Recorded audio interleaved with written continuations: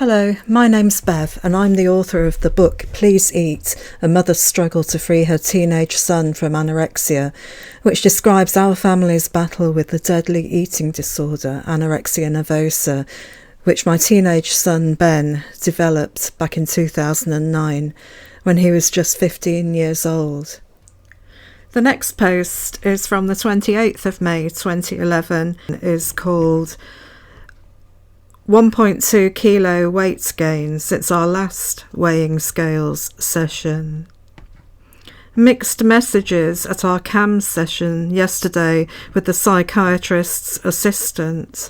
Some of it was absolutely fine, but my gut instinct wasn't too sure about other bits, unless it was a clever way of making Ben react in a positive way to more weight gain. It might be, so the jury, as they say, is out on that. But the very good news is that 10 weeks into the contract and over the past 8 weeks, Ben has averaged out at a weekly weight gain of almost along the lines of the guidelines. Considering that for months he'd lost and then maintained after an initial fast weight gain right at the start of our CAMS treatment last spring, I think that's well worth celebrating. Initially, at our CAMS session yesterday, a fly on the wall might have thought Ben was reacting extremely badly to this news. But as often happens, I think it's just Ben's way of coming to terms with it. By the time we arrived home, he was fine and readily agreeing to continue on his current daily calories rather than being tempted to cut back. We also agreed to update the contract so it's addressing whatever areas we need to address now. What niggled me, however, was how the assistant seemed to imply that Ben is now weight restored, something that Ben picked up on immediately, as if that was it, finished, sorted, job done. She said that CAMS would be quite happy to discharge Ben on the basis of his current BMI if that's what he wanted. But she did add that it might help to do some work on his relationship with food, which isn't good. So what if he started to spiral downwards again? I asked, playing the devil's advocate and voicing my natural concern as a mum who spent almost 2 years battling with Ben's eating disorder. Well, you'd have to go back through the GP route, she said. So he'd have to wait months to see someone at CAMS? I asked, horrified. Just like we did at the start. She didn't answer. Yet again, it all seemed to be about Ben, quote, choosing, unquote, to stay at a certain weight, to pick a weight out of the ether he, quote, feels comfortable with, unquote, and stick with it. If this isn't recovery level, then maybe he will never fully recover.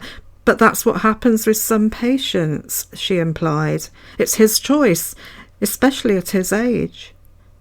Or at least that's the impression I was getting from her. So my hackles began to rise, and then Ben started spitting venom at me in his big bad mum hatred voice when he refers to me as she. She insists. So it felt as if Mum was the baddie and Ben and the assistants were the goodies. Nice triangulation, that. And we all know that the eating disorder loves triangulation. Yes, I admit that Ben has done splendidly over the past couple of months, sticking to the contract like glue with great results. Yes, I admit he is now what experts consider to be within a healthy BMI range and could possibly have arrived at his natural weight. But he is definitely still entrenched in the eating disorder as regards his relationship with food and certain other aspects, although he has improved immeasurably on those counts too. However, I know for a fact that before Ben started to lose weight, he was a much fitter, healthier looking, much more muscular and strapping lad. Perfect physically, really, and so handsome. The kind of boy that girls would stare at admiringly while I swelled with maternal pride. He hasn't got back to that stage yet and is still much thinner. Also in those days, he naturally did a great deal of sport.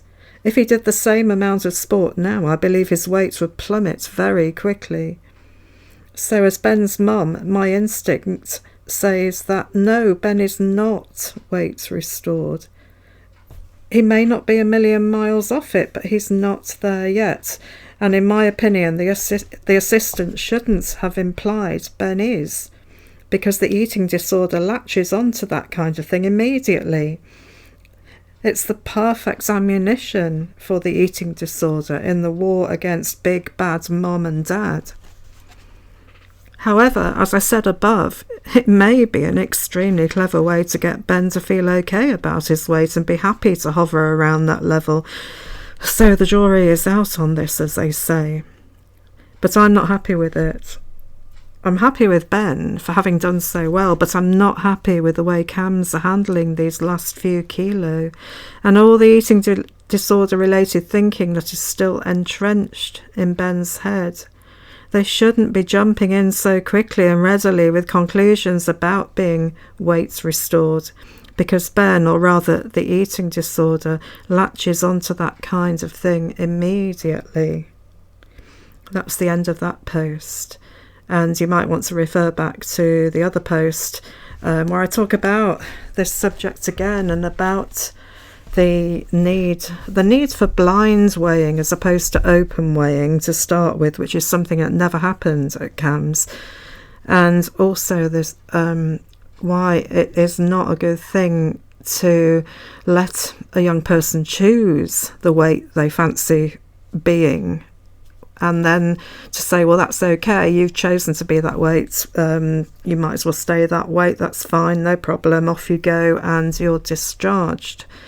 To me, that is a total recipe, an absolute certain recipe to the young person never properly recovering and always artificially trying to maintain that weight and becoming obsessed with it and never losing all the various obsessions, never getting back to leading a normal life free from all the entrapments of the eating disorder.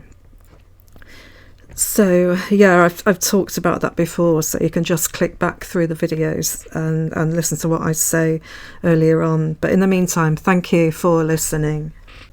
You'll find a link below to my blog, and you'll also find a link to my website where you can download free PDFs of my blog, and also a link to Amazon where you can buy a copy of my book.